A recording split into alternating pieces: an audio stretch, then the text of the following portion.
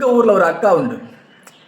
அந்த அக்கா இவ்வளோ நாளாக நான் காங்கிரஸ், நான் தான் காங்கிரஸ் குடும்பத்தில் பிறந்தவர் அப்படின்னு சொல்லிட்டு ஏமாற்றி ஒரு தொகுதியில் 3 தடவை எம்எல்ஏ ஆயிடுச்சு.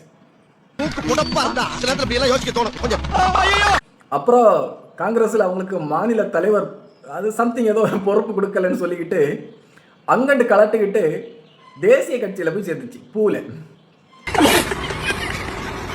அங்கே சேரும்போது வீர வசனம் எல்லாம் பேசிட்டு போச்சு. காங்கிரஸை பற்றியும் சரி, காங்கிரஸை பற்றி அடித்து கிழிச்சிட்டோம், அந்த பூவை பற்றி பெருமையாக பேசிட்டு போச்சு. ஒரு 2.5 வருஷம் ஏன் இங்கே வந்தேன்னு கூட யாரும் கண்டுக்கல. ஒரு மீட்டிங் போனால் கூட அந்த அம்மா பேரை யாரும் சொல்கிறது கூட இல்லை.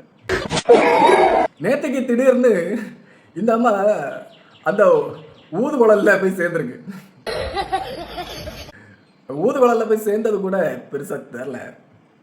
ஏன்னா அரசியல்லாம் அப்படிதான், அரசியலில் நிரந்தர நண்பனும் இல்லை நிரந்தர எதிரியும் இல்லைன்னு ஒரு பழமொழி உண்டு. அதே மாதிரி எங்கே வேணாலும் யார் வேணாலும் எப்போ வேணாலும் போகலாம், ஜனநாயக நாடு.